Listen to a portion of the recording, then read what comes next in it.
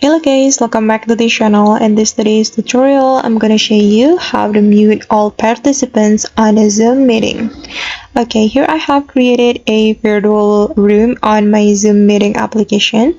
Then I'm the host of this meeting, so I have full control of this virtual meeting.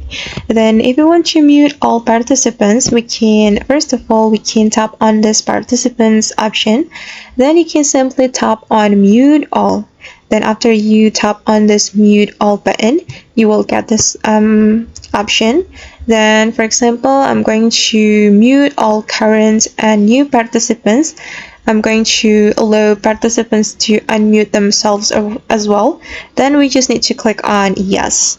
Then click on yes, and all the participants will be muted on this Zoom meeting. And I guess that's how we can mute all participants on a Zoom meeting application. I hope this tutorial will be useful for you. Thank you so much for watching. And if you found this tutorial helpful, don't forget to hit the like button, leave your comments, and also subscribe to this channel. See you on the next video.